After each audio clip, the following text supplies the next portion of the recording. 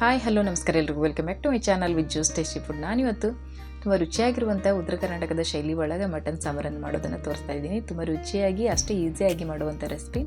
ಮಾಡೋದು ಹೆಂಗೆ ಅಂತ ನೋಡೋಣ ಬರ್ರಿ. ನಾನಿಲ್ಲಿ ಮೊದಲಿಗೆ ಮಟನನ್ನು ತೊಗೊಂಡು ಅದನ್ನ 2 3 ಸಲ ಸ್ವಚ್ಛಂಗೆ ತೊಳೆದ್ಬಿಟ್ಟು ಎತ್ತಿಟ್ಕೊಂಡೇನಿ. ಈಗ ಒಂದು ಕುಕ್ಕರ್ಗೆ 4 ಸ್ಪೂನಷ್ಟು ಎಣ್ಣೆನ ಹಾಕ್ಕೊಳತ್ತೀನಿ. ನೀವು ಜಾಸ್ತಿ ಬೇಕಿದ್ರೆ ಹಾಕ್ಕೋಬೋದು. ನಾನಿಲ್ಲಿ 4 ರಿಂದ 5 ಸ್ಪೂನಷ್ಟು ಎಣ್ಣೆನ ಹಾಕ್ಕೊಂಡೀನಿ.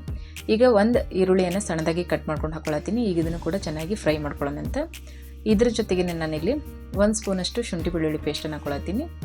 ಎರಡನ್ನೂ ಕೂಡ ಹಸಿ ವಾಸನೆ ಹೋಗೋ ತನಕ ಚೆನ್ನಾಗಿ ಫ್ರೈ ಮಾಡ್ಕೊಳ್ಳೋಣ. ನೀಟಾಗಿ ನೋಡ್ರಿ ಈ ರೀತಿ ಚೆನ್ನಾಗಿ ಅದನ್ನು ಎಣ್ಣೆಯನ್ನು ಚೆನ್ನಾಗಿ ಫ್ರೈ ಮಾಡ್ಕೊಳ್ಳೋಣಂತ. ಈಗ ಇದಕ್ಕೆ ಸಣ್ಣದಾಗಿ ಕಟ್ ಮಾಡ್ಕೊಂಡಿರುವಂಥ ಪುದೀನವನ್ನು ಹಾಕ್ಕೊಳತ್ತೀನಿ. ಸಣ್ಣದಾಗಿ ಕಟ್ ಮಾಡ್ಕೊಂಡಿರುವಂಥ ಕೊತ್ತಂಬರಿ ಸೊಪ್ಪನ್ನು ಹಾಕ್ಕೊಳತ್ತೀನಿ. ಇದನ್ನು ಕೂಡ ಹಾಕ್ಕೊಂಡು ಚೆನ್ನಾಗಿ ಫ್ರೈ ಮಾಡ್ಕೊಳ್ಳೋಣ. ಕೊತ್ತಂಬರಿ ಮತ್ತು ಪುದೀನವನ್ನು ಹಾಕೋದ್ರಿಂದ ಸ್ಮೆಲ್ ಟೇಸ್ಟು ಕೂಡ ಚೆನ್ನಾಗಿರ್ತೈತಿ.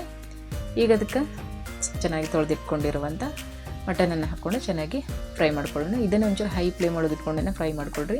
ಅದರ ನೀರೆಲ್ಲ ಹೋಗ್ಬೇಕು, ಆ ಥರ ಇಂಕೋಬೇಕು, ಆ ಥರ ಫ್ರೈ ಮಾಡ್ಕೊಳ್ಳೋಣ. ನೋಡ್ರಲ್ಲಿ ಈ ರೀತಿ ಚೆನ್ನಾಗಿ ಅದನ್ನು ಹೈ ಫ್ಲೇಮ್ ಒಳಗೆ ಇಟ್ಕೊಂಡು ನೀರೆಲ್ಲ ಹೋಗೋ ಥರ ಚೆನ್ನಾಗಿ ಫ್ರೈ ಮಾಡ್ಕೊಳ್ಳೋಣಂತ. ಈಗ ಇದಕ್ಕೆ ಅರಿಶಿನ ಪುಡಿಯನ್ನು ಸೇರಿಸ್ಕೊಳ್ತೀನಿ. ನಾನಿಲ್ಲಿ 1/4 ಸ್ಪೂನಷ್ಟು ಅರಿಶಿನ ಪುಡಿ ಸೇರಿಸ್ಕೊಂಡೇನು. ರುಚಿಗೆ 1 ಸ್ಪೂನಷ್ಟು ಉಪ್ಪನ್ನು ಸೇರಿಸ್ಕೊಂಡು ಈಗ ಇದನ್ನು ಚೆನ್ನಾಗಿ ಮಿಕ್ಸ್ ಮಾಡ್ಕೊಳತ್ತೀನಿ. ಈ ರೀತಿ ಇದನ್ನು ಚೆನ್ನಾಗಿ ಫ್ರೈ ಮಾಡ್ಕೊಳ್ಳೋಣಂತೆ. ನೋಡಲ್ಲಿ ಈ ರೀತಿ ಅರಿಶಿನ ಪುಡಿ ಎಲ್ಲ ಚೆನ್ನಾಗಿ ಅದಕ್ಕೆ ಹೊಂದ್ಕೋಬೇಕು. ಎಲ್ಲ ಮಟನ್ ನೀವು ಕೂಡ ಚೆನ್ನಾಗಿ ಹೊಂದ್ಕೋಬೇಕು. ಆ ರೀತಿ ಇದನ್ನು ಮಿಕ್ಸ್ ಮಾಡಿಕೊಂಡು ಈಗ ನಾನಿಲ್ಲಿ 1 ಗ್ಲಾಸ್ ಅಷ್ಟು ನೀರನ್ನು ಸೇರಿಸ್ಕೊಳತ್ತೀನಿ. ನೀರನ್ನು ಸೇರಿಸ್ಕೊಂಡು ಮಿಕ್ಸ್ ಮಾಡಿಕೊಂಡು ಕುಕ್ಕರ್ನ ಮುಚ್ಚಳ ಮುಚ್ಚಿ 5 ರಿಂದ 6 ವಿಸಲಷ್ಟು ಕೂಗಿಸ್ಕೋಬೇಕು. ಮಟನ್ ಎಲ್ಲ ಚೆನ್ನಾಗಿ ಬೆಂದಿರಬೇಕು. ಆ ರೀತಿ ಇದನ್ನು ಬೇಯಿಸ್ಕೊಳ್ಳೋಣ. ಈಗ ಮಟನ್ ಎಲ್ಲ ಬೇಯ್ತಾರಲ್ಲ ಅಷ್ಟರಲ್ಲಿ ನಾವು ಮಸಾಲವನ್ನು ರೆಡಿ ಮಾಡ್ಕೊಳ್ಳೋಣ. ನಾನಿಲ್ಲಿ ಒಂದು ಪ್ಯಾನಿಗೆ 2 ಸ್ಪೂನಷ್ಟು ಎಣ್ಣೆನ ಹಾಕ್ಕೊಂಡು 2 ಸ್ಪೂನಷ್ಟು ಕೊತ್ತಂಬರಿ ಕಾಳನ್ನು ಹಾಕ್ಕೊಳತ್ತೀನಿ. ಈಗ ಅದಕ್ಕೆ 3 ಪೀಸಷ್ಟು ಚಕ್ಕೆಯನ್ನು ತೊಗೊಂಡಿನಿ. 4 ರಿಂದ 5 ಲವಂಗ, 2 ಏಲಕ್ಕಿ, 1 ಸ್ಪೂನು ಗಸಗಸೆ, 1 ಸ್ಪೂನು ಜೀರಿಗೆ, ಅರ್ಧ ಸ್ಪೂನ್ ಆಗೋಷ್ಟು ಕಾಳು ಮೆಣಸನ್ನು ಹಾಕ್ಕೊಳತ್ತೀನಿ. ಈಗ ಇದನ್ನೆಲ್ಲವನ್ನು ಹಾಕ್ಕೊಂಡು ಚೆನ್ನಾಗಿ ಫ್ರೈ ಮಾಡ್ಕೊಳ್ಳೋಣ. ನಿಧಾನ ಉರಿ ಒಳಗೆ ಫ್ರೈ ಮಾಡ್ಕೊಳ್ರಿ, ಘಮ ಚೆನ್ನಾಗಿರ್ತೈತಿ. ಹಾಗಾಗಿ ಈಗ ಇದನ್ನು ಈ ರೀತಿ ನಿಧಾನ ಉರಿ ಒಳಗೆ ನಾನಿಲ್ಲಿ ಫ್ರೈ ಮಾಡ್ಕೊಳತ್ತೀನಿ. ಎಣ್ಣೆಯಲ್ಲಿ ಚೆನ್ನಾಗಿ ಫ್ರೈ ಆಗಬೇಕವು. ಈಗಿದು ಸ್ವಲ್ಪ ಫ್ರೈ ಆದಮೇಲೆ ಈಗ ಇದಕ್ಕೆ ಈರುಳ್ಳಿಯನ್ನು ಸೇರಿಸ್ಕೊಳತ್ತೀನಿ. ನಾ ಇಲ್ಲಿ 1 ಈರುಳ್ಳಿಯನ್ನು ಈ ರೀತಿ ಉದ್ಕ ಕಟ್ ಮಾಡ್ಕೊಂಡು ಹಾಕ್ಕೊಳತ್ತೀನಿ. ಈಗ ಇದನ್ನು ಕೂಡ ಚೆನ್ನಾಗಿ ಮಿಕ್ಸ್ ಮಾಡಿಕೊಂಡು ಫ್ರೈ ಮಾಡ್ಕೊಳ್ಳೋಣ. ಇದ್ರ ಜೊತೆಗೆ ನಾ ಇಲ್ಲಿ ಟೊಮೆಟೊವನ್ನು ಕೂಡ ಸೇರಿಸ್ಕೊಳತ್ತೀನಿ. ನಾನಿಲ್ಲಿ 2 ಟೊಮೆಟೊವನ್ನು ಈ ರೀತಿ ಉದ್ಕ ಕಟ್ ಮಾಡ್ಕೊಂಡು ಹಾಕ್ಕೊಳತ್ತೀನಿ. ನೀವು ಟೊಮೆಟೊ ಬೇಡನವರು ಹುಣಸೆಹಣ್ಣನ್ನು ಕೂಡ ಹಾಕ್ಕೋಬೋದು. ಟೊಮೆಟೊ ಸ್ಕಿಪ್ ಮಾಡಿ ಹುಣಸೆಹಣ್ಣನ್ನು ಕೂಡ ಹಾಕ್ಕೊಂಡು ಮಾಡ್ಕೋಬೋದು. ಈಗ ಇದನ್ನು ಚೆನ್ನಾಗಿ ಮಿಕ್ಸ್ ಮಾಡ್ಕೊಂಡು ಫ್ರೈ ಮಾಡ್ಕೊಳ್ಳೋಣ. ಈಗ ಅದಕ್ಕೆ 1 ಗಡ್ಡೆ ಬೆಳ್ಳುಳ್ಳಿನ ಹಾಕ್ಕೊಂಡಿನಿ. 1.5 ಇಂಚ್ ಆಗೋಷ್ಟು ಶುಂಠಿನ ಹಾಕ್ಕೊಳತ್ತೀನಿ. ಶುಂಠಿ ಬೆಳ್ಳುಳ್ಳಿ ಪೇಸ್ಟ್ ಮೊದಲೇ ಹಾಕಿರೋದ್ರಿಂದ ನಾನಿಲ್ಲಿ ಸ್ವಲ್ಪ ಕಡಿಮೆಯನ್ನು ಹಾಕ್ಕೊಂಡಿನಿ. ಈಗ ಅದಕ್ಕೆ ಸ್ವಲ್ಪ ಕೊತ್ತಂಬರಿ ಸೊಪ್ಪನ್ನು ಸೇರಿಸ್ಕೊಂಡು ಚೆನ್ನಾಗಿ ಫ್ರೈ ಮಾಡ್ಕೊಳ್ಳೋಣ. ಇವಾಗ ಇದಕ್ಕೆ ಪುದೀನ ಬೇಕಿದ್ರೆ ಹಾಕ್ಕೋಬೋದು. ಅದರ ಘಮ ಜಾಸ್ತಿ ಆಗ್ತದಲ್ಲ, ಹಾಗಾಗಿ ನಾನಿಲ್ಲಿ ಸೇರಿಸ್ಕೊಂಡಿಲ್ಲ. ಈಗ ಇದಕ್ಕೆ 2 ಸ್ಪೂನಷ್ಟು ಅಚ್ಚಕಾರದ ಪುಡಿ ಹಾಕ್ಕೊಳತ್ತೀನಿ. ಈಗ 1/4 ಸ್ಪೂನಷ್ಟು ಅರಿಶಿನ ಪುಡಿ, ಅರ್ಧ ಸ್ಪೂನಷ್ಟು ಗರಂ ಮಸಾಲವನ್ನು ಸೇರಿಸ್ಕೊಂಡಿನಿ. ಅರ್ಧ ಸ್ಪೂನು ಉಪ್ಪನ್ನು ಸೇರಿಸ್ಕೊಳತ್ತೀನಿ. ಈಗ ಆಲ್ರೆಡಿ ಗರಂ ಮಸಾಲ ಹಾಕಿರೋದ್ರಿಂದ ನಾನಿಲ್ಲಿ ಅರ್ಧ ಸ್ಪೂನಷ್ಟು ಗರಂ ಮಸಾಲ ಪುಡಿಯನ್ನು ಸೇರಿಸ್ಕೊಳತ್ತೀನಿ. ಈಗ ಇದನ್ನು ಚೆನ್ನಾಗಿ ಮಿಕ್ಸ್ ಮಾಡ್ಕೊಳ್ಳೋಣಂತೆ. ಮಿಕ್ಸ್ ಮಾಡಿಕೊಂಡು ಫ್ರೈ ಮಾಡ್ಕೊಳ್ರಿ.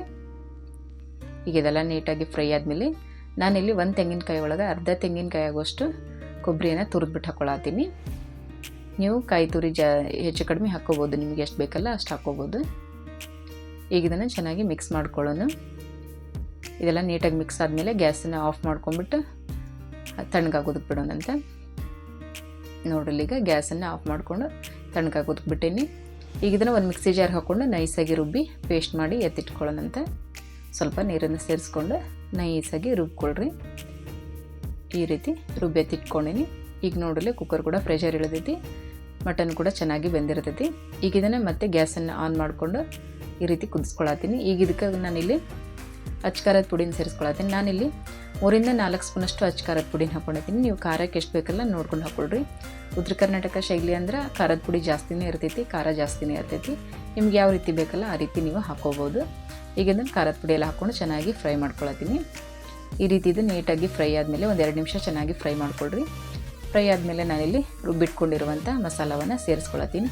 ನೋಡ್ರಿ ಈ ರೀತಿ ನೈಸಾಗಿ ರುಬ್ಬಿರಬೇಕು ಮಸಾಲವನ್ನು, ಅಂದರೆ ಟೇಸ್ಟ್ ಬರ್ತೈತಿ. ಈಗ ಇದನ್ನು ಚೆನ್ನಾಗಿ ಮಿಕ್ಸ್ ಮಾಡ್ಕೊಳ್ಳೋಣಂತ. ಮಸಾಲನ ಈ ರೀತಿ ಚೆನ್ನಾಗಿ ಎಲ್ಲದಕ್ಕೂ ಹೊಂದ್ಕೊಳ್ಳೋ ಥರ ಮಿಕ್ಸ್ ಮಾಡ್ಕೊಳ್ಳೋಣ. ಇದು ಜಾಸ್ತಿನೇ ಗಟ್ಟಿಯಾಗೈತಿ. ಇದಕ್ಕೆ ನಿಮಗೆ ನೀರು ಎಷ್ಟು ಬೇಕಲ್ಲ ಅಷ್ಟು ಸೇರಿಸ್ಕೋಬೋದು. ನಾನಿಲ್ಲಿ ಇದನ್ನು ತೆಳುವಾಗಿ ಸಾಂಬಾರನ್ನು ಮಾಡೋದ್ರಿಂದ ನಾನು ನೀರನ್ನು ಸೇರಿಸ್ಕೊಳತ್ತೀನಿ. 1-2 ನಿಮಿಷ ಚೆನ್ನಾಗಿ ಮಸಾಲೆ ಎಲ್ಲ ಕುದಿಬೇಕು. ಕುದ್ದಾದ್ಮೇಲೆ ನಾನಿಲ್ಲಿ ನೀರನ್ನು ಸೇರಿಸ್ಕೊಳತ್ತೀನಿ. ನಿಮಗೆ ಎಷ್ಟು ಬೇಕಲ್ಲ ಅಷ್ಟು ನೀರನ್ನು ಸೇರಿಸ್ಕೊಳ್ರಿ. ನೋಡ್ರಿ ನಾನಿಲ್ಲಿ ಈ ರೀತಿ ಆಗುವಷ್ಟು ನೀರನ್ನು ಸೇರಿಸ್ಕೊಂಡೀನಿ. ಮಟನ್ ಕೂಡ ಚೆನ್ನಾಗಿ ಫ್ರೈ ಆಗೈತಿ, ಬೆಂದೈತಿ ನೋಡಲಿ. ಈಗ ರುಚಿ ನೋಡಿಕೊಂಡು ಬೇಕಿದ್ರೆ ಸ್ವಲ್ಪ ಉಪ್ಪನ್ನು ಸೇರಿಸ್ಕೋಬೋದು. ನಿಮಗೇನು ಖಾರ ಕಡಿಮೆ ಇದ್ದರೆ ಖಾರ ಸೇರಿಸ್ಕೋಬೋದು, ಉಪ್ಪು ಕಡಿಮೆ ಇದ್ದರೆ ಉಪ್ಪನ್ನು ಕೂಡ ಸೇರಿಸ್ಕೊಂಡು ಈಗ ಕುದಿಸ್ಕೊಳ್ಳೋಂತ ನೋಡ್ರಿ. ಈ ರೀತಿ ಚೆನ್ನಾಗಿ ಕುದಿಬೇಕದು. ಮಸಾಲೆ ಎಲ್ಲ ಚೆನ್ನಾಗಿ ಈ ರೀತಿ ಕುದಿಸ್ಕೊಂಡು 5-10 ನಿಮಿಷ ಚೆನ್ನಾಗಿ ಕುದಿಸ್ಕೊಳ್ರಿ. ಈಗ ಮಟನ್ ಸಾಂಬಾರು ರೆಡಿ ಆಗೈತಿ. ನಿಧಾನ ಉರಿ ಒಳಗೆ 1-2 ನಿಮಿಷ ಕುದಿಸ್ಕೊಂಡು ಈಗ ಗ್ಯಾಸನ್ನು ಆಫ್ ಮಾಡ್ಕೊಳತ್ತೀನಿ. ಲಾಸ್ಟಿಗೆ ಕೊತ್ತಂಬರಿ ಸೊಪ್ಪನ್ನು ಸೇರಿಸ್ಕೊಂಡ್ರೆ ಉತ್ತರ ಕರ್ನಾಟಕ ಶೈಲಿಯ ಮಟನ್ ಸಾಂಬಾರು ರೆಡಿ ಆಯಿತು. ತುಂಬ ರುಚಿಯಾಗಿ ಇರ್ತೈತಿ, ಕ್ವಿಕ್ಕಾಗಿ ಈಸಿಯಾಗಿ ಮಾಡುವಂಥ ರೆಸಿಪಿ. ಎಲ್ರಿಗೂ ಇಷ್ಟ ಆಗ್ತದೆ ಅನ್ಕೋತೀನಿ. ನೋಡ್ರಿ ಯಾವ ರೀತಿ ಬಂದೈತೆ ಅಂತೇಳಿ.